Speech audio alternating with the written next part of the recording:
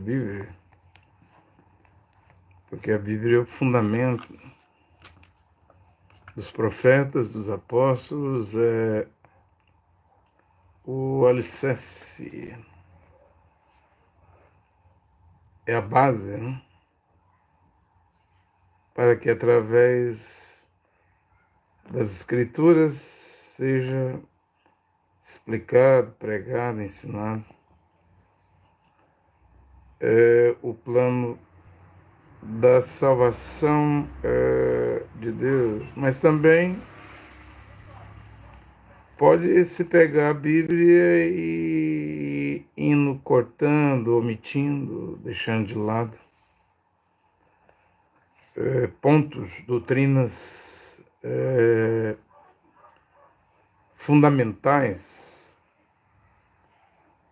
e pegar o livro, a Bíblia e fazer fiéis, fazer membros de igreja, membros de religião, escravos, né? Com isso ganhar então muito dinheiro, né? Através da eloquência, através da oratória,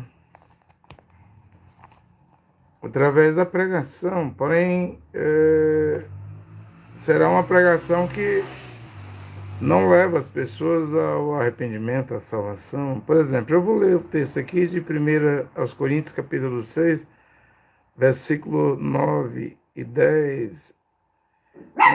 Então, não sabeis que os injustos não herdarão o reino de Deus?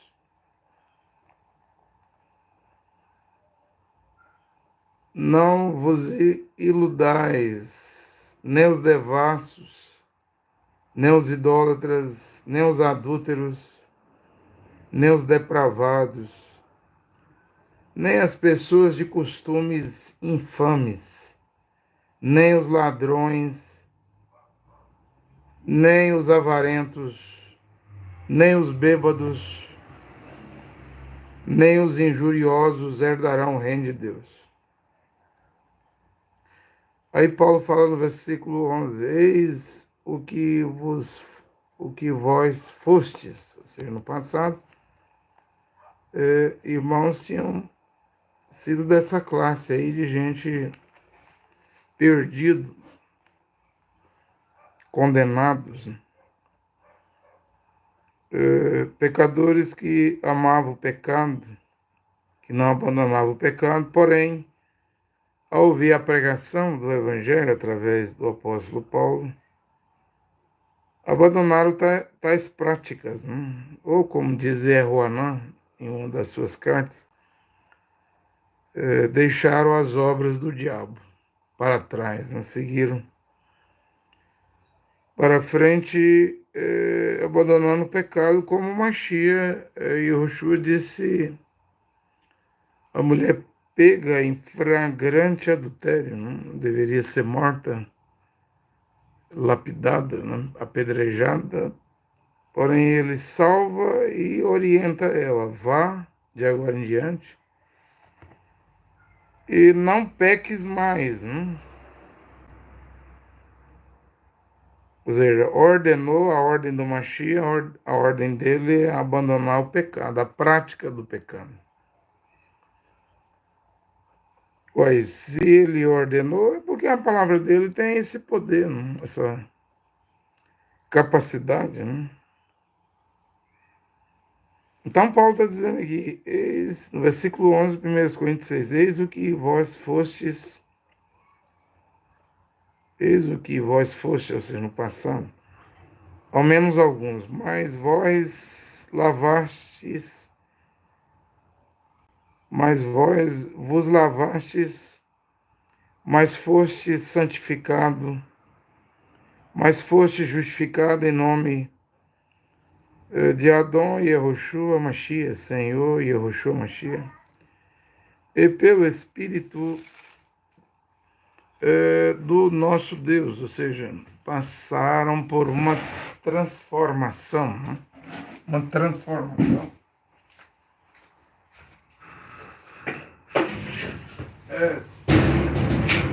Simplesmente passaram por uma Transformação porque Deus, o Criador que criou as criaturas, tem o poder de transformar. Porém, Deus não transforma qualquer um. Para ser transformado, tem que haver desejo profundo, desejo de coração, desejo de alma, desejo de mudança. Há animais que nasceram para passarem por transformação, não tem o casulo. Vai ver uma borboleta antes de ser borboleta, não? Aqui a gente fala que seria um coró, não? Uma lagarta, um coró, e de repente ela passa por uma transformação.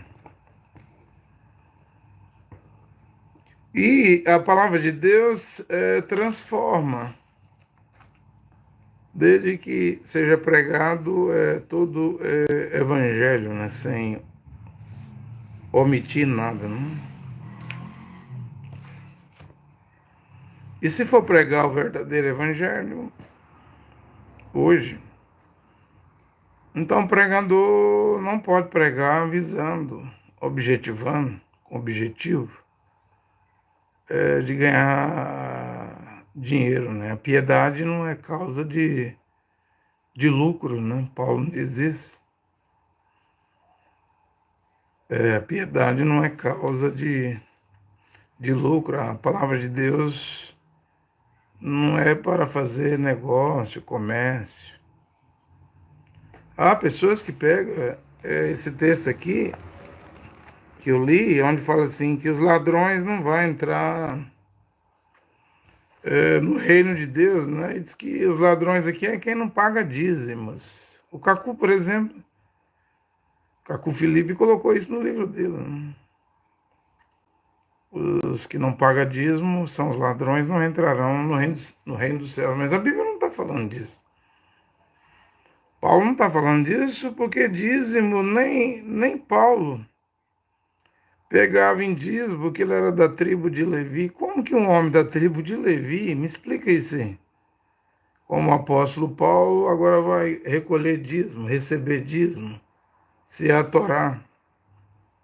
A lei do profeta Moisés disse que 11 tribos receberam terra, território, propriedades, né? Porém, os levitas, a porção deles, e Jeová, o Criador, diz: será a minha porção. Os dízimos pertencem a mim, e eu vos darei. Né? E a fome por dízimo, né, do Cacu Felipe era tão grande quando eu estava lá, que ele chegou a estabelecer que quem falhou nos dízimos só poderia ir para a confissão pública, para confessar esse pecado, primeiro, se ressarcisse, pagasse os dízimos que tinha falhado, e ainda ele cobrava, usava uma escritura lá de Levítico para cobrar, tipo um juro, o quinto do dízimo, né? Porque lá em Israel, se um judeu, um hebreu, um israelense, iudim, devia dízimo, de fato ele tinha que pagar os dízimos e tinha que vir, além do que ele devia, com um quinto. Né? Quer dizer, para pregar, aplicar, estabelecer colheita de dinheiro, né? De dízimo, é capaz de achar textos da Bíblia que nem eu sabia que existia, não? Pagar o dízimo atrasado e junto com o dízimo atrasado trazer o quinto do dízimo atrasado. Não era só pagar o atrasado. Porém, aqui na Brit Hadashah, a carta aos Hebreus é escrita para o povo de Israel. Lá Paulo diz que os da tribo de Levi estabelecem dízimo e podem receber dízimo. Mas gregos não são levitas, romanos não são levitas. Efesianos de Éfaso, hoje todo mundo sabe que é a Turquia, né? Não são levitas. Levitas são Israelenses, é uma das 12 tribos. Carioca do Rio de Janeiro não é levita. Então, Silas Malafaia não é um levita. Embora ele vai fazer uma narrativa de que ele é sacerdote. E os obreiros dele da ADVEC lá, Assembleia de Deus, Vitória em Cristo, são sacerdotes, mas não cola. Ou seja, se fizer o teste da Bíblia, o teste da palavra, procurar onde está isso nas 14 cartas de Paulo, não passa, gente. São narrativas, né, criadas sem fundamento. Eles pregam, dizem que são fundamentalistas, mas é achismo. Ou é, como William Branham disse, interpretar mal, aplicar mal e deslocar mal a palavra, as escrituras. Porque não tem uma escritura para encaixar um carioca como da tribo de Levi.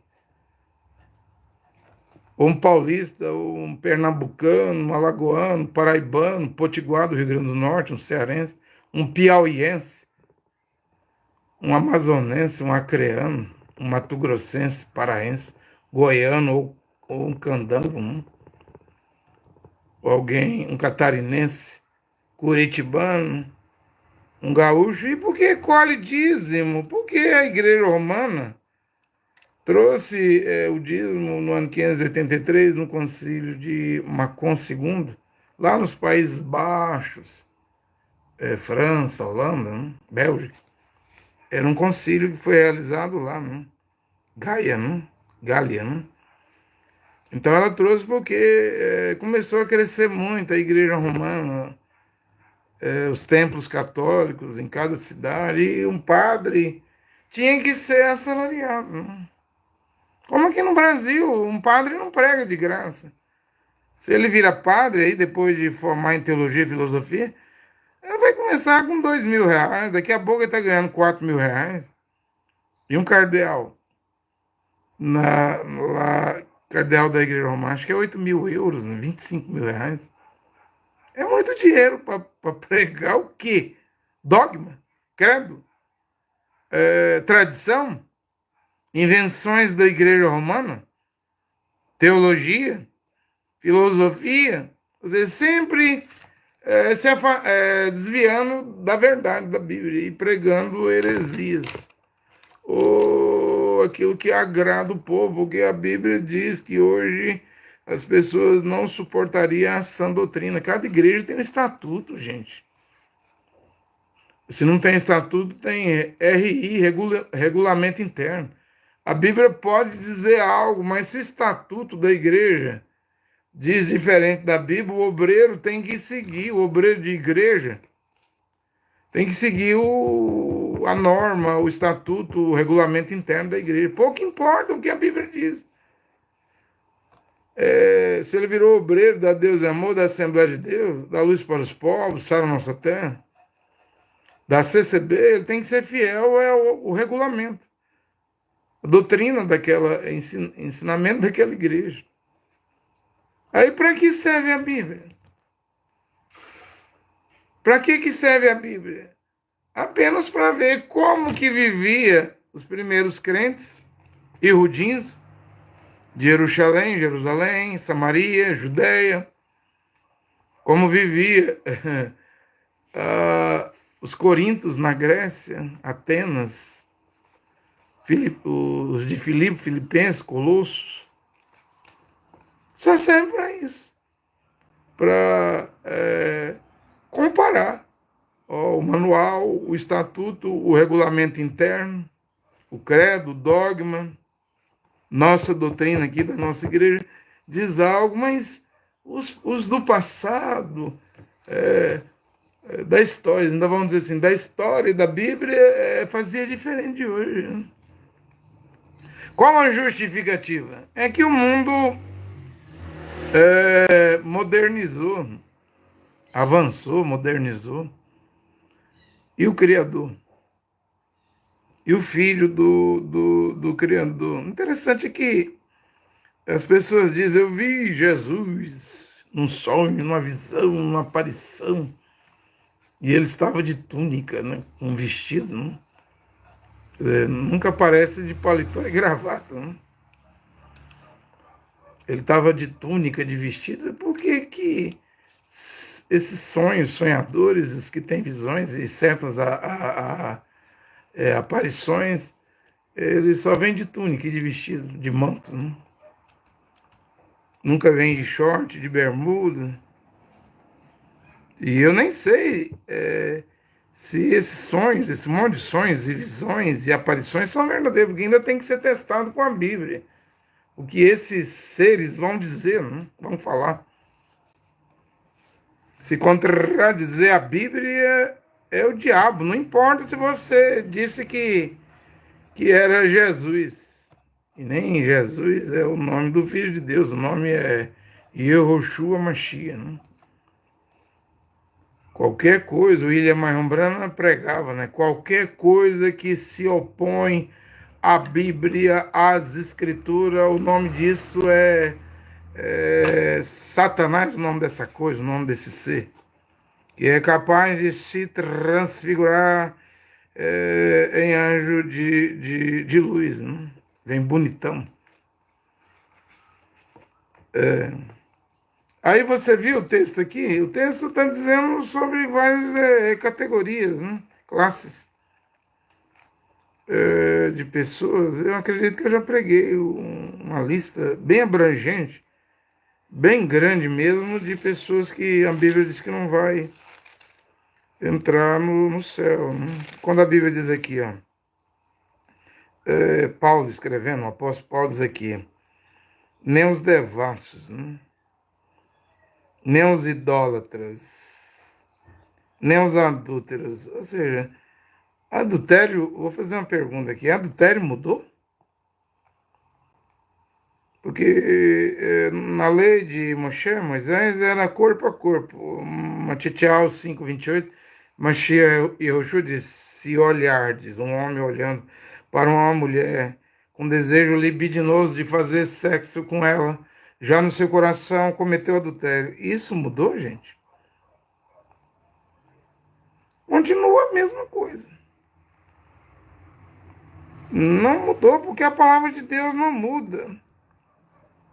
E hoje eu estou aqui a pregar o que o Mashiach Yoshua falou aqui em Marcos 10:11. Você disse que segue Jesus, mas você deveria seguir Yoshua. Ele diz assim, se o marido mandar a sua mulher embora, casando com outra mulher, então é um segundo casamento, né?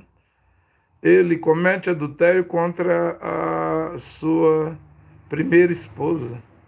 O versículo 12 para as mulheres, se a mulher mandando o seu marido embora, casando com outro homem, um segundo casamento, ela comete adultério contra o seu marido. Quem vai anular isso aí, gente? Oh, mas eu nem sabia que isso estava escrito na Bíblia, meu pastor nunca citou esse texto. Eu estou ouvindo agora, através de você, pregador mensageiro André Luiz. Antes de você pregar isso, eu nem sabia que existia. Eu estou no terceiro, quarto, quinto casamento aí, casando à torta e à direita lá, e o pastor da igreja dando divórcio, fazendo cerimônia diz que é matrimônio, diz que é casamento. Aí agora você vem e prega isso, aí minha consciência dói, mas eu não sei se eu vou mudar não, as pessoas dizem. Não sei se eu vou largar minha mulher, não sei se eu vou largar meu marido. Você, homem, pertence à primeira mulher que você perdeu a pureza com ela, né? E a mulher pertence ao primeiro homem que ela perdeu a virgindade com ele. Ou seja, desde o momento que o homem perde a pureza com a mulher e a mulher perde a virgindade com o homem, ela nunca deveria nessa terra, nessa vida, fazer sexo com outro homem, a não ser seu marido. Ele nunca deveria fazer sexo com outra mulher, a não ser a mulher dele. Desde que ela era virgem, desde que ele era puro. Do contrário, a Bíblia chama isso de relações sexuais ilícitas. A Bíblia chama isso de uniões ilegítimas. Aqui no Brasil pode-se dizer assim, rabichado, amicado, enrolado, amancebado, né? Tá tudo errado. Oh, mas eu tenho uma aliança no dedo. Oh, mas eu casei de véu, grinal da cerimônia religiosa. Valeu, né? Oh, mas eu tenho uma certidão de casamento no cartório. Nada disso é maior do que a Bíblia. Nada disso é maior do que a palavra. Você está perdido, homem. Nunca leste que Paulo diz que nos últimos dias as pessoas teriam comichão nos ouvidos, amontoaria mestres, doutores para si mesmos, eles iriam ganhar grandes salários, mas para fazer o quê? Para fazer o quê? Queimar a consciência das pessoas com ferro, cauterizar a consciência. Consciências cauterizadas. Primeira consciência dos pastores, aí é Hernandes Dias Lopes, Paulo Júnior, Augusto Nicodemos. Aí é os pastores pentecostais, Marco Feliciano, Júnior Trovão. A consciência deles não está aqui, ó, no cérebro ou no coração, está dentro do bolso, é o bolso, é o tanto que dá para faturar de cachê, de oferta, de dinheiro. Enquanto vai entrando dinheiro, e vai tendo fama e grande nome, né? Isso aí é o que importa, mas aquele que é o dono do ouro e da prata avisou que nada, através de Paulo, nada nós trouxemos para esse mundo, nada levaremos. Há prestação de contas, né? Existe o julgamento depois que a alma sai do corpo, mesmo que uma mulher não frequente igreja, não crê na Bíblia, não crê em Deus, não tenha religião, a morte vem, gente. E ali no velório, no funeral, tá ali o corpo dentro do caixão daquela mulher ou daquele homem. Homem, os olhos fechados, a boca fechada, mas tem nariz, tem rosto, mas aquela alma não está ali mais não. Já saiu do corpo. Aí não adianta o homem gritar meu amor, ou a mulher gritar pro cadáver do marido, meu amor, meu amor. Já se foi, gente. O ser abstrato e invisível, a alma já se foi. E ela foi para onde? Segundo Hebreus 9:27, foi prestar conta aos homens, aí é mulheres e homens, está ordenado a morrer uma só vez e depois da morte vem o juízo. Ora, mas por que o pastor, o padre, o imã da mesquita, o padre pastor da igreja, o rabino da sinagoga, por que o serviço deles é ir só até o cemitério, do culto fúnebre até o cemitério, o caixão desce ao enterro, vai embora e sai dali tranquilo, né? E aquela alma? Qual o paradeiro daquela alma? A quem pertence o destino daquela alma? E o julgamento daquela alma? O julgamento dela? Nossa irmã foi salva, ela deu um filtro aqui de água gelada, comprou as cadeiras acolchoadas, almofadadas da igreja. O irmão ali fez a plataforma e comprou o púlpito. Ele tem direito de entrar no céu. Gente, Deus não reconhece catedral, nave, igreja. Qual era o templo que Yehoshua Mashiach tinha para congregar quando ele foi batizado no rio Jordão por Yehoanan Batista? Ele foi expulso da sinagoga. Qualquer um que confessasse Yehoshua seria expulso. Não lembra que ele fazia milagres e deixava a coisa ter efeito, assim, se espalhar a notícia, a fama? Quem te curou? Você nasceu cego de nascença, quem te curou? Foi um homem chamado Yehoshua. Não me fale o nome dele, não é possível, ele é filho bastardo. Ele é louco, ele tem demônio. Se você falar o nome dele, te expulsaremos da sinagoga. Está escrito na Bíblia, gente, isso. E ele mandou construir algum templo de 4 paredes, comprar terreno e fazer alguma nave, alguma catedral. Hora nenhuma. Não lembra que a nova aliança, a primeira foi dada no Monte Sinai, na Arábia Saudita, na Arábia, né? Paulo fala aos Gálatas. Mas a segunda aliança, maior do que a primeira, foi dentro de um cenáculo emprestado. Nem dele era. Raposas têm seus corvis, suas tocas para dormir, pássaros têm seus ninhos. Eu, o filho do homem, não tenho lugar para descansar minha cabeça, reclinar minha cabeça. Vai ver lá o cenáculo. Para ele dizer aquela frase tão grande, né? Derrubar o judaísmo. Ele parte o pão e diz: esse é meu corpo partido por vós, tomai e comei. Pega o cálice e diz: esse cálice, aquele lá do cenáculo, é aquele mesmo. É o cálice da nova aliança do Novo Testamento, meu sangue, que é derramado por muitos, não por todos, que nem todo mundo vai ser salvo. Se Deus é pai, o diabo também é pai, o pai da mentira. E eu, a 44. Nunca se firmou em toda a verdade. Prega um pouquinho de verdade aqui, 10%, 15%, mas 90% ou mais, mais de 90% é mentira, né? É tudo mentira, né? Veja aí, está dizendo que o nome que salva é Jesus.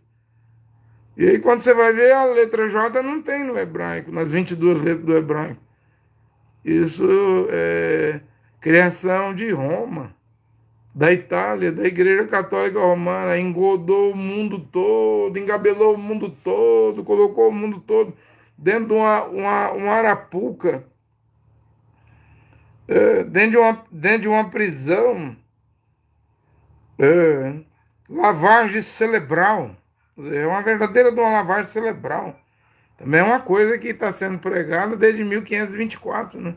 Quando Jean-Georges Tricine, embaixador do Papa Leão X, foi enviado para a Alemanha e modificou a fonética do I para o J dele. Um embaixador da Igreja Romana, linguístico, gramático, é o pai da letra J, né? Quanto que o nome que salva começa com Y, Yod, né? Yod, Re, Vav. As 3 letras do tetragrama estão no nome Yehoshua. E o nome Jesus não tem uma letrinha do tetragrama. E todo mundo pregando: Jesus salva. Mentira. Mas é uma mentira de 501 anos. De meio milênio. Eu não existia, você não existia. Os que existiam lá aceitou a Igreja Romana fazer essa mudança. Ninguém questionaria a Igreja Romana, porque ela tinha a Inquisição, a fogueira, né? O Santo Tribunal da Inquisição, para quem questionasse, ousasse questionar a Igreja Católica, né? Não foi o destino do padre John Hus, na Boêmia, antiga Tchecoslováquia, atual Croácia? Ele não fundou outra igreja, ele continuou sendo padre. Porém, o que ele ensinava como padre da Igreja Católica incomodou Roma, mandaram o tribunal da Inquisição e perguntaram a John Ross: esses escritos são seus? Igual fizeram o julgamento de Lutero. Só fizeram 2 perguntas. Responda, Lutero: esses escritos são seus? Ele disse: são. Você renega? Ou permanecerá nesses escritos? Aí Lutero vem a sabedoria e diz: se vocês me provar pela Bíblia, pelas Escrituras, que o que eu escrevi está errado, mas tem que ser pela Bíblia, eu os renegarei. Do contrário, eu vou me manter firme, porque a minha consciência está cativa, presa à palavra de Deus. John Hus, eles perguntaram a mesma coisa: você renega? Ele disse que não podia renegar, que os escritos dele não tinha nada errado. E ele achou que ia sair daquele tribunal vivo, né? Porque o rei Sigismundo da Boêmia deu salvo-conduto. Mas depois o sínodo, o tribunal, foi lá no rei e falou assim: você anula o salvo-conduto, porque nós vamos queimar esse padre na fogueira. Se você não anular, nós temos autoridade para queimar até vocês. Até você, rei Sigismundo. Aí o rei perguntou, queimar o rei? O rei na fogueira? A igreja romana diz, ué. Aí o rei cancelou o salvo-conduta e John Hus foi à fogueira, mas ele pediu um momento, né? Eu quero orar, né? Pelos que vão me matar, quero pedir misericórdia. Aí é quando ele profetiza. Hoje vocês vão assar um ganso na fogueira, mas daqui 100 anos Deus vai levantar um cisne, e esse cisne vocês não vão conseguir apanhar ele. Ele está dizendo que a igreja romana ia durar mais 100 anos. E ainda estaria lá o tribunal da Santa Inquisição, mas não pegaria Martim Lutero. Oh, mas Lutero trouxe toda a verdade da palavra? Não. A irmã Brana explicou, né? Ali era o Broto, mas o Broto também era John Wycliffe, que no dia que queimou John Hus na fogueira, desenterraram os ossos de John Wycliffe, né, na Inglaterra, e queimaram os ossos. Que em vida eles nunca conseguiram queimar John Wycliffe. Quando John Hus pregava, eles disseram, você é discípulo do arqui-inimigo da igreja romana, John Wycliffe. Quando tentaram queimar Lutero na fogueira, disseram a Lutero, você é discípulo de John Hus. Mas tudo isso era o broto. Não se pode exigir do broto, da planta, que seja o grão original. Se for um milho, vem um brotinho, você planta, né? O milho, vai nascer umas folhinhas, o brotinho, vai irrigando com água e vai crescer um caniço, né? Um caniço virar. Então Lutero começou brotos pré-reformadores, mas ainda não parecia com grão original, não. O justo viverá pela fé, o broto, aí o caniço vai crescendo. O caniço vai crescendo e vem John Wesley. Sem santificação ninguém verá o Senhor, mas aí já estava na Grã-Bretanha, né? O atual Reino Unido, a Inglaterra. John Wesley. Já havia a igreja anglicana do rei VIII, Henrique VIII, que a igreja católica não quis dar divórcio, ele fundou uma igreja protestante. Já havia a igreja luterana, já havia os calvinistas, né, que creem na predestinação, uma vez salvo, salvo para sempre. Pode chamuscar, rolar na lama igual um porco. Eles acham que o céu, o reino de Deus é chiqueiro para porcos entrar. Mas não é chiqueiro. Existe predestinação? Existe. Da parte de Deus, porque Deus, na presciência dele, ele sabe do fim antes. Ele conhece o fim antes de haver o início. Mas da sua parte, você vai ter que perseverar firme. E aí ele sabe se você vai ser fiel ou não. Qualquer um que negar a palavra de Deus, quem o renegar, ele renegará. Se formos fiéis, ele permanece fiel. Está lá em Filipenses. Porque ele não pode negar a si mesmo. Mas se o renegarmos, ele nos renegará. Qualquer que tiver vergonha de mim, das minhas palavras, e me negar diante dos homens, eu negarei naquele dia diante do meu Pai, diante dos santos anjos. É sério. Porque está sendo tudo gravado e filmado. Aí, John Wesley, 1720 e tanto, ele que foi pregar na América do Norte para os índios, né? Ganhou muitos índios, convertiu os índios, voltando à Inglaterra, e diz, mas eu não sou convertido, eu olho para dentro de mim mesmo, eu não estou transformado. Eu olho para dentro de mim mesmo, eu não estou mudado, eu ainda não virei um novo Wesley, eu sou o velho Wesley. Quem me converterá? Ganhando almas, fazendo convertidos, inclusive os índios da América do Norte, do Novo Mundo, e ganhando gente na Inglaterra, mas ele mesmo sendo sincero, um homem muito verdadeiro, né? Eu não estou convertido, não. Eu faço convertido, eu faço conversões, mas eu mesmo não estou convertido, não. Até que um dia ele se converteu, né? E quando ele se converteu, ele foi ler lá Santificação, Hebreus 12, 14, ninguém verá Adonai, o Senhor nosso, ninguém verá o Senhor, Hebreus 12, 14. Aí ele viu que os crentes anglicanos tomavam um gin, uma bebida alcoólica, e ninguém falava não. Os trabalhadores, os operários, os crentes, todo mundo tinha gin. Bebida alcoólica, álcool, bebia bebida alcoólica. Aí ele olha para o outro lado, ele vê os calvinistas, um calvinista numa casa, 4 camas, com 4 mulheres, fazendo sexo com as 4 mulheres, poligamia. E se alguém fosse falar alguma coisa, o calvinista iria dizer assim, essa espécie de presbiteriano, que acha que vai entrar no céu fumando, usando fio dental na praia, no clube. Uma vez salvo, sou salvo para sempre, eu não posso me perder, eu aceitei. Eles falam que aceitou a Cristo. Eles vão falar isso logo para John Wesley, né?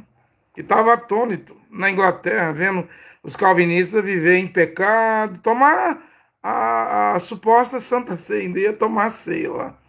Na igreja, o pastor calvinista dava. Em casa era a poligamia, 4 mulheres. E o Wesley vendo aquilo ficou atônito, aí ele vai converter, porque ele vai ler Hebreus, uma escritura converte um homem.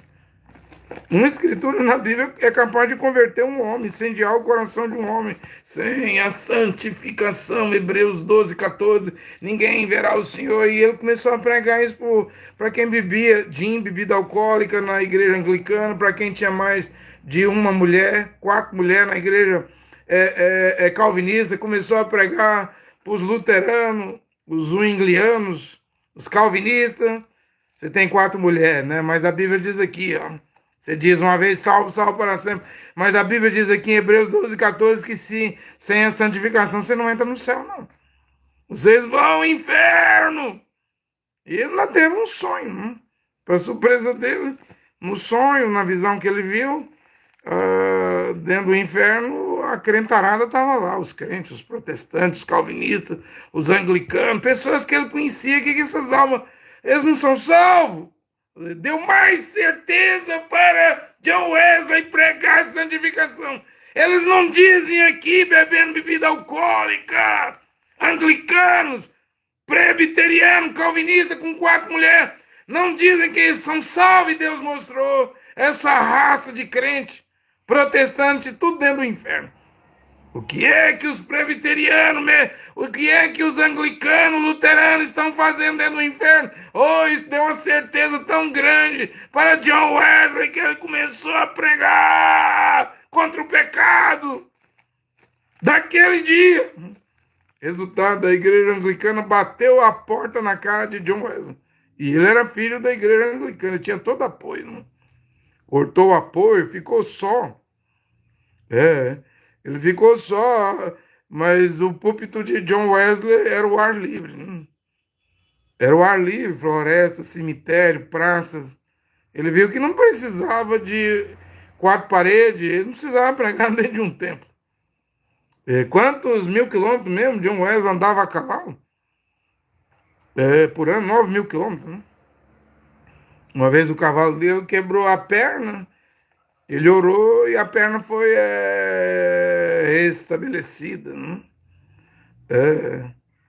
Então Deus foi levantando o broto, a fé, a justificação. O caniço foi subindo e aí veio o irmão Branham. Né?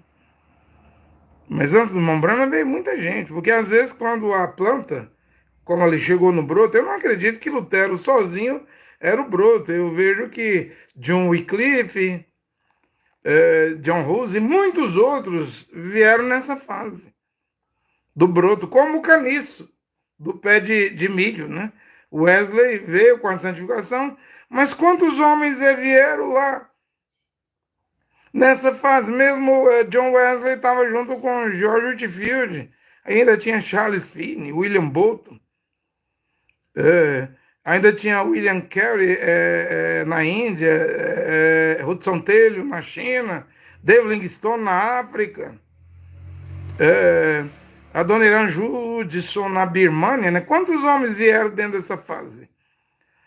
E então veio William Branham na América do Norte, mas o irmão Branham admitiu que antes dele Deus tinha usado Dwight Lima Moody, né, que ganhou 1 milhão de almas para a Igreja Batista. Estava dentro dessa fase aí, antes dele. O William Branham também admitiu que William Seymour, né, da Rua Azusa, Los Angeles, também era um homem de Deus. O homem caolho, né? Só com um olho. E quantos outros nomes William Branham cita ali? Homens do próprio Estados Unidos, né? Eu poderia citar aqui nesta hora, né?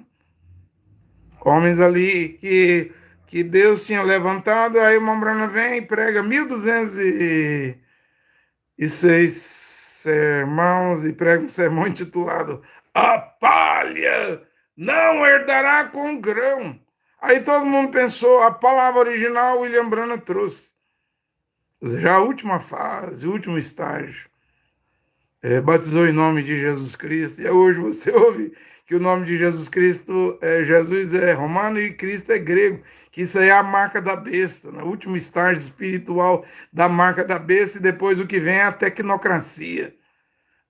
Ou é chipar, ou é colocar uma marca da física quântica, né? Mas todo mundo vai ser marcado, então não vai poder comprar e vender, vai ser um controle total e absoluto. E já tem satélite, tecnologia, para essa coisa desenvolver, tá aí a Palantir nos Estados Unidos, colhendo os dados de todo mundo, tá aí o celular, aí, já expliquei, isso aí para todo mundo, né? Mesmo que tiver o aparelho escuro, desligado, ele tá ouvindo toda a sua conversa, né? E aí você liga e você falou de geladeira, de carro, pois eles vão te oferecer nas propagandas o que você falou com o celular desligado. Você está sendo espiado, vigiado. Mas não é só no Brasil, não, isso é na China, nos Estados Unidos. Essa coisa vai rastrear todo mundo, né? Vai pegar todo mundo, porque a besta está chegando. Até eu pensei, eu fiquei quase 17 anos pregando a mensagem Irmão Branham, de 1995 a 2012. Eu pensei, isso aqui é a palavra original. Porém, agora vemos que a palavra original chegou agora, né? Começamos com o nome em hebraico. Vindo para a mulher lavar os pés em casa na hospitalidade dos varões, dos homens, como está escrito em 1 Timóteo 5, versículo 8 ao 10, está escrito lá em 1 Samuel 23, 25, lá Abigail lavou os pés dos servos de Davi. Então esse papel do lava-pés é feito pela mulher. Paulo não implanta lava-pés, embora Yehoshua Mashiach lavou os pés dos apóstolos lá na Santa Ceia, em Matitial 26, né? Porém, em 1 Coríntios capítulo 11, a partir do versículo 16, onde Paulo fala do cálice, fala do pão, diz para examinar a si mesmo e não tomar do cálice e comer do pão indignamente, que se tomar do cálice e comer do pão indignamente, come e bebe para sua própria condenação, perdição, mas ele não implanta lava-pés. Ele vai falar de lava-pés lá em Timóteo. Diz que é a mulher casada que faz isso, na hospitalidade. Vai falar do véu. Em Coríntios 11 aí tem 16 escrituras, né? Só sobre o véu. Se a mulher não usa o véu, mande ela cortar o cabelo. E se cortar o cabelo e rapar a cabeça, é imoral, é indecente, é vergonhoso que ela põe o véu. Versículo 3 e 4, 10 assim, que é um sinal dos anjos. Mostra que a mulher é obediente, está sujeita ao seu marido quando ela usa o véu.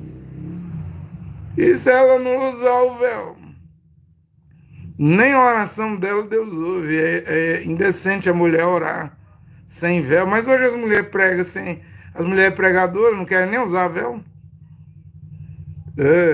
Elas não gostam de Paulo, porque Paulo diz que as mulheres permaneçam caladas. Não dê a palavra à mulher na congregação. As mulheres ficam em silêncio. Eu proíbo elas de ensinar. O Cacô colocou as mulheres para pregar. E eu tinha explicado que quando se coloca mulheres para pregar, ensinar na rua, né? Isso aí é o objetivo de crescer para ganhar mais dizimistas, né? Tudo é para ganhar mais dizimistas. Nós estamos na hora do grão. Você precisa ouvir isso que eu estou a pregar nesta hora. É Bíblia. adúlteros, os devassos, os adúlteros, fornicários, os impúdicos, quem pratica a imoralidade, quem está no pecado do adultério, pecado da fornicação, que é prostituição, não entrarão, não herdarão o reino de Deus. Você pode até ter a Bíblia, ser religiosa, falar em língua estranha, interpretar língua, fazer curas, homem, mulher, que agora é mulher diaconisa, mulher pastora, mulher bispa. Mas se você está em pecado, não herdarás o reino de Deus. Por quê? Porque você não nasceu de novo. Da água e do Espírito. O que é novo nascimento? Não é outra coisa a não ser parar de pecar, vai, não peques mais. Não é outra coisa a não ser virar uma nova criatura. As coisas velhas já acabaram, terminaram, passou. Não pratica mais os pecados. Vá buscar o teu marido, mulher samaritana. Senhor, eu não tenho marido. Disseste a verdade. Porque já tiveste, como é que diz lá? 5. Estava no 6º. Esse aí não é teu marido, não. Se não é marido, é amante. E nem vem me dizer que ela não colocou a coisa em ordem. É claro que colocou, gente. É que o Mashiach, ele não insiste. Ele é Deus, o Filho do Criador. Ele, às vezes, a pessoa, em silêncio, a pessoa muda de vida. Sem ele falar nada, a pessoa se põe ali e diz, eu vou fazer isso, não lembra do Zaqueu? Ele não mandou ele pegar metade dos bens e dar aos pobres, ele tomou frente e tomou essa decisão. Talvez ele ouviu que o Mashiach pediu para o jovem rico vender tudo e dar aos pobres e segui-lo, né? Deus vai pedir uma coisa para você fazer, e se você fazer, você vai ser salvo. Mas é aquilo que você não vai querer fazer. Vai mexer na área na qual você não vai querer fazer, como hoje. O que é que Deus está a pedir na última hora? Na hora da meia-noite. Abandone os adultérios. Abandone a fornicação. Descase-se. Se estás em união ilegítima, porque desde o momento que a mulher perdeu a virgindade com um homem e foi fazer sexo com um segundo, terceiro homem, ela não tem mais condição de ter matrimônio. A mesma coisa desde o momento que o homem foi perder a pureza. Fez sexo com a primeira mulher, seguiu em frente fazendo sexo com a segunda, terceira e lá vai. Perdesse a pureza, não tem condição de ter santo matrimônio, casamento. Se ajuntares, serás uma união ilegítima. É algo que lá em Jerusalém, Atos 15, 29, foi proibido, juntamente com comer sangue, comer comida oferecida a ídolo e comer carne de animal morto sufocado. Essas 4 coisas. Foi dito a decidido. E quem decidiu não foi Kefa, Pedro, não foi Jehoanã, João, não foi Jacob, Tiago, que se chama Tiago, esses homens. Ele diz lá que foi Roash Hakodesh que entrou em acordo, porque o dilema lá era esse. Circuncidarás os gentios? Farás cirurgia de fimose no órgão, no prepúcio arrancará o prepúcio dos gentios? Os gentios, as nações, os homens serão obrigados a circuncidar. Aí o Espírito Santo, Rosh HaKodesh, desceu lá naquela reunião em Atos 15, tomou frente, usou Jacob e disse 4 coisas. Você, Paulo, você, Barnabé, Atos 14, que eles eram apóstolos. Vocês vão sair daqui e vão sair determinados. Essas 4 coisas estão proibidas. Comer sangue, comer carne de animal que morreu sufocado, comer comida oferecida aos ídolos. E proíba as uniões ilegítimas. Logo o casamento. Vai mexer no casamento, é isso mesmo. Por isso você lê Coríntios 7, Paulo dizendo que casamento é para virgens e viúvas. Coríntios 7, versículo 10. Se a mulher se separar do seu marido, não te case uma segunda vez. Reconcilia com o teu marido e o marido não repudia a mulher. Em todo tempo que o marido estiver vivo, Romanos 7, versículo 2 e 3, se a mulher for possuída por outro homem, for viver com outro homem, ela será chamada adúltera. E por que é que pastores, pregadores, dirigentes de igrejas não têm coragem de chamar uma mulher rabichada, migada, enrolada de adúltera? É por causa do dízimo, da oferta. Não tem coragem de chamar uma mulher que perdeu a virgindade com um homem e foi casar com outro homem de união ilegítima. É por causa do dinheiro, do dízimo e das ofertas. Isso aí fala mais forte. Isso aí pesa. Bem, vocês sabem que eu estive 10 anos no cacuísmo. Porque a mensagem de Mombrana, ela fala que não era para ficar parado nas fitas, ou parado ali com o William Branham, desde quando um homem morre. Na mensagem de Cristo é o mistério de Deus revelado. O Mombrana diz que quando um homem morre, só a mensagem se foi. Não é só o mensageiro que se foi.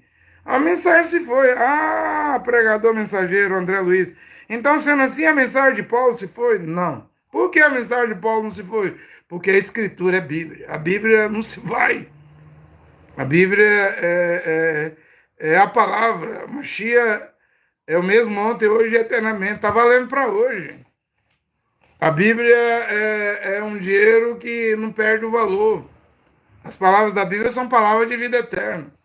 Qualquer outro pregador, quem se diz mensageiro, se ele prega e não é Escritura, se ele prega e não está na Bíblia, não tem vida eterna. É por isso que Paulo se foi também. Paulo hoje é história, o homem Paulo. Mas as palavras dele virou Escritura, diferente do Mombrana, que pregou 1206 vidas, mas as palavras do Mombrana não virou Escritura Sagrada. Porque a Bíblia já fechou lá no Apocalipse 22, versículo 18 e 19. Quem acrescentar uma palavra neste livro, será acrescentado os flagelos, as pragas sobre ele. Quem tirar uma palavra desse livro, será tirado sua parte da cidade santa, da árvore da vida, do livro da vida. Então, se tratando de Paulo, que Paulo pregou, a mensagem dele foi para dentro da Bíblia. Por isso que não passou. A pregação de William Branham, de Dwight Moody, Charles Finney, de John Wesley, de Lutero, isso aí passou. Agora, se eles falaram algo que está na Bíblia aqui, alicerçado, fundamentado na Bíblia, eu posso repetir. Mas se eles falaram algo que não está na Bíblia, eu tenho que seguir em frente com a Bíblia. Que tem vida eterna, que são palavras de vida eterna, gente. Por isso que não era para ficar parado em William Branham. Aí apareceu o Cacu com as referências da mensagem Mombrana, que aqui no Brasil não tínhamos. Onde Mombrana disse que viria outro homem. E aí eu fui lá. E fui lá e fiquei observando. 10 anos, é muito tempo ficar no ismo, numa organização, 10 anos. Mas estava observando. Até que em fevereiro de 2022 eu tive acesso a essa parte que o irmão Branham cortou do 7º selo, que não é para ser pregado. Ele retirou da mensagem dele, da referência a parágrafo 261 ao 373. Hoje já aumentou para 377. São 122 referências. E é a base, o alicerce do Cacu. E aí quando eu mostrei, o Cacu me expulsou da mensagem dele. Você deve sair da minha mensagem, você é um Judas Iscariote.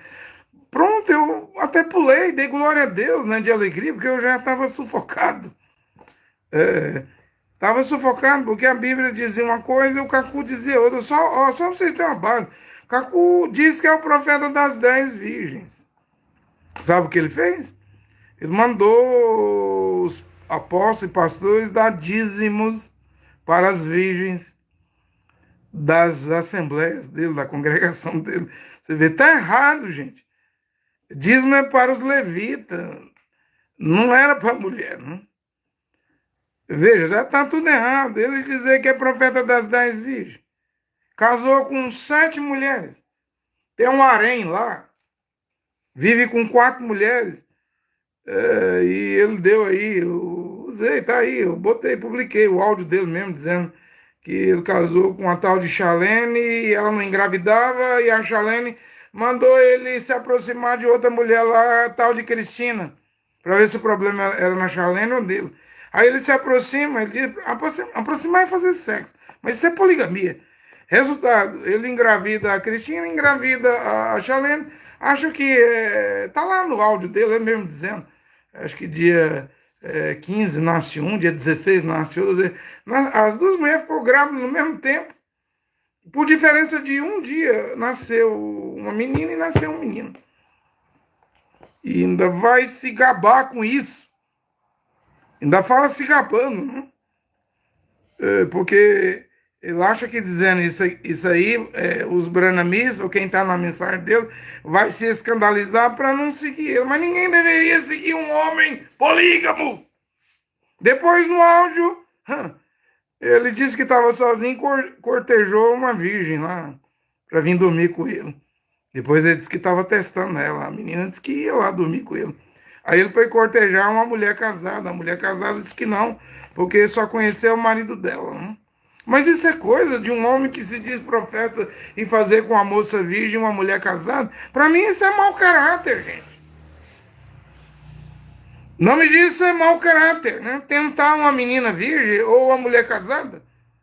Isso é mau caráter.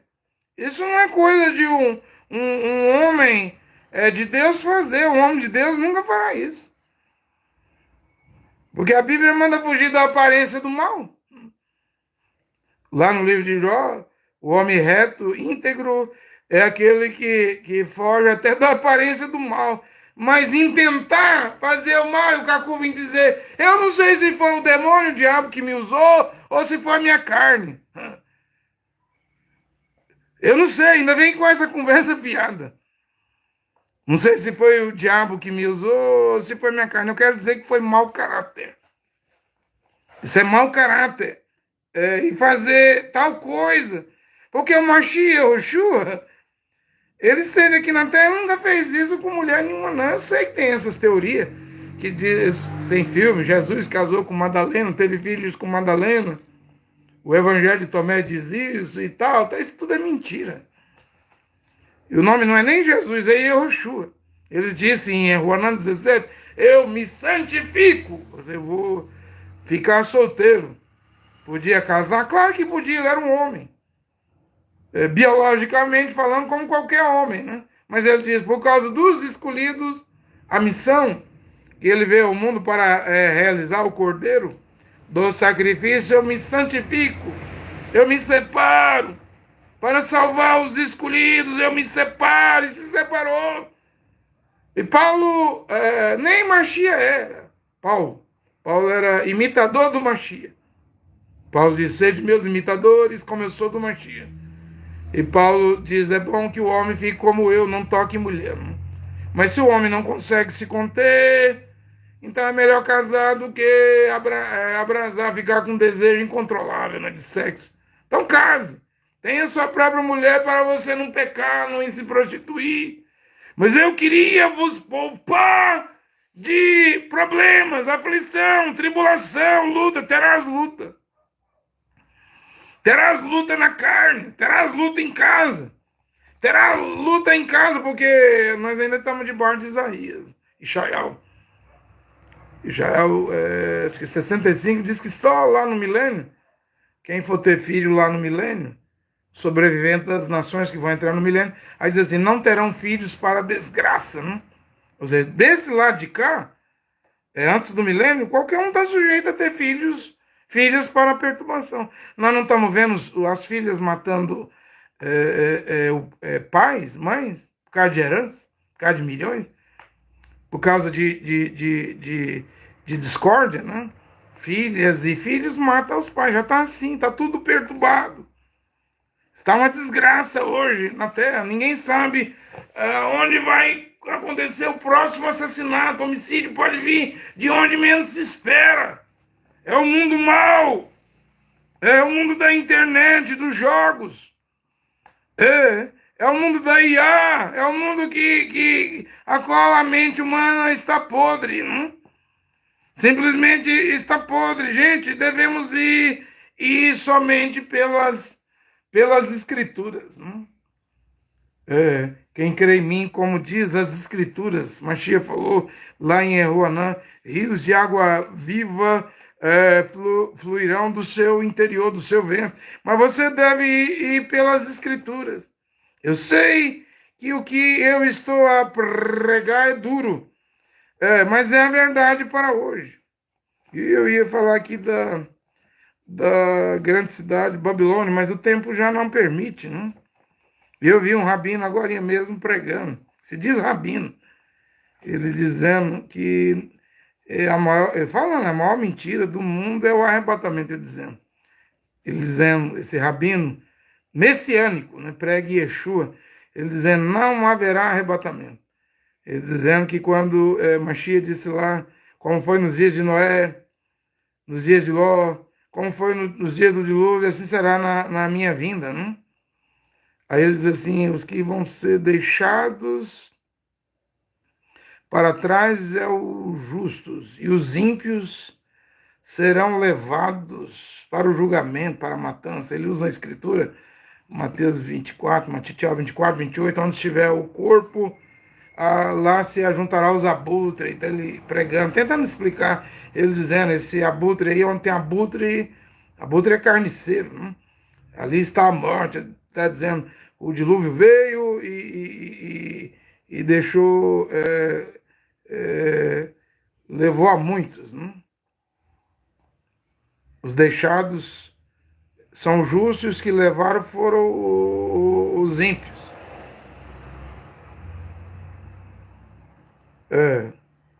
8 dentro da arca, né? E o dilúvio, 8 salvos dentro da arca, e as águas levou os ímpios, né? Afogou os ímpios. Então ele está pregando que não tem arrebatamento. Só que esse rabino não sabe que as 14 cartas do apóstolo Paulo é para as nações. Menos uma, 13 cartas, né? A Hebreus é para os hebreus mesmo, endereçado em direção ao povo iudim, judeu, hebreu, israelense. 13 cartas é para as nações. E o arrebatamento aparece na carta aos gregos, lá na cidade de Tessalônica, aos Tessalonicenses, capítulo 4, versículo 16. Porém, hoje esse rabino diz, não, isso é doutrina de John Nelson Darby, o irlandês, é invenção de Darby. Não é invenção de John Nelson Darby. Isso é texto de Paulo para as nações. A Bíblia não fala verdadeiramente que os judeus vão ser arrebatados. Mas a Bíblia diz que os homens e mulheres das nações serão transformados no tocar da última trombeta. Os mortos no Mashiach ressuscitarão primeiro. E nós, os vivos, seremos arrebatados juntamente com eles para encontrar Adon, Senhor, Adonai, Senhor nosso, Mashiach, Yoshua nos ares. Então isso aí é a segunda vinda. Agora, quando diz lá que o Filho do Homem virá, né, com poder e grande glória, enviará seus anjos com rigor de trombeta, reunirá os escolhidos. Quando diz lá, né, eles verão, baterão nos peitos, as tribos da terra se lamentarão.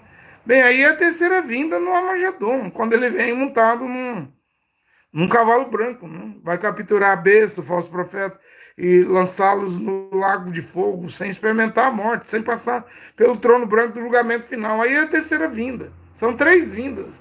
William Branham pregou isso. A primeira para morrer na cruz, a segunda nos ares para receber a noiva, porque Ben Yosef, filho de Yaakov, né, casou com a Zenat Paniah, casou com a mulher egípcia, né? A noiva de Yosef, se chama de José, era egípcia, né? Estava no palácio. quando ele se revelou naquela angústia dos 11 irmãos de Jacob, né? Eles não sabiam que o governador ali era Yosef. Eles acharam que ia morrer, mas era a salvação. Então, no Amagedon, Mashiach vem montado em um cavalo branco para a guerra do Amagedon, para derrotar Satanás, derrotar a besta, Satanás, o dragão, derrotar a besta e derrotar o falso profeta.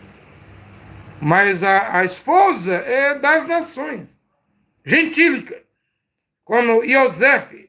Mashiach Yoshua é bem Yosef, mas também é bem Davi. Quando ele vier como bem Davi, filho de Davi, ele vem num cavalo branco. Vai pisar no Monte das Oliveiras, vai rachar no meio. Mas tem a vinda dele nos ares. É isso aí que o judaísmo messiânico ignora, né? Eles ignoram isso e aí interpretam Mateus. Mateus 24 é para os judeus. Toda a pregação de Yoshua Mashiach, ele disse: eu só fui enviado às ovelhas perdidas da casa de Israel. Mateus, Matitial 10, 5 e 6. Mateus, Matitial 15, 21. Só fui enviado às ovelhas perdidas da casa de Israel. 10, 5 e 6, ele diz: não vá aos gentios e samaritanos. Só as ovelhas perdidas da casa de Israel. Então, quando ele pregava, era para os judeus mesmo. Como ele disse lá: quando vides a abominação da desolação em cima do lugar santo, como disse o profeta Daniel, quem lê entende. Então, fuja. Eu achava que isso aí tinha se cumprido, porque o irmão Brando dizia que isso aí era a mesquita de Omar, em cima do lugar santo. Mas a mesquita de Omar está em frente à igreja do Santo Sepulcro, em Jerusalém. E o que está em cima do lugar santo é só um domo. Do lado do domo, assim, mais distante, está a mesquita de Al-Aqsa, né? Mas a abominação mesmo ainda não veio. Ela virá quando o Mashiach, que se chama de anticristo, as igrejas, aparecer e for construído o terceiro templo, ele se sentar no terceiro templo, e então nos últimos 3 anos e meio ele colocar o terror, a abominação da desolação em cima da nave do templo, como está escrito em Daniel 9, 27. Mas isso aí é para Israel, gente. Os gentios, a esposa das nações, ela sobe na construção. Quando começar a construção do terceiro templo, ela vai subir. No ano 261, o imperador romano Juliano autorizou os judeus a construir o terceiro templo. Quando foram construir, houve um terremoto. Quando foram construir, bolas de fogo subiu de debaixo do monte sagrado lá e queimou as ferramentas de trabalho. Então os judeus desistiram da construção. Porém, eu acredito que agora estamos prestes a ver a construção do terceiro templo, e este é o sinal para o arrebatamento. Dessa vez não haverá terremoto, nem bola de fogo, como houve no ano 261, na era de Pérgamo. Dessa vez, na era de Laodiceia, a 7ª e última era, século 21, o Criador vai permitir construir. Aí virá os últimos 3 anos e meio das 70 semanas de Daniel 9 para Israel, virá a grande tribulação. Porém, Apocalipse 3:10 diz: como guardaste a minha palavra, da minha paciência também te livrarei da hora da tentação, da grande tribulação, que vai vir para tentar todos os moradores da terra. Então não fomos destinados para a ira. Como a esposa de Ben Yosef, o governador do Egito, era gentílica, estava no palácio, bem guardada, né? Na hora que Yosef vai se revelar ao Benjamim, 144 mil, ou aos seus 11 irmãos, vai se dar a conhecer naquela angústia. A esposa de Yosef estava no palácio. Então, quando houver a grande tribulação, é o tipo e o antitipo. A noiva das nações não estará na terra. A questão é o seguinte: é que vivos, homens e mulheres vivos para o arrebatamento, é pouquíssimos, né? Porque é o tempo do esfriamento do amor, da multiplicação da iniquidade. As igrejas estão mornas, as doutrinas hoje das igrejas é satânica, demoníaca, comichão nos ouvidos, porque não vão voltar à palavra original. Então Mashiach disse: quando eu voltar à terra, Lucas 17, eu acharei a fé na terra, algum homem e mulher fiel à minha palavra.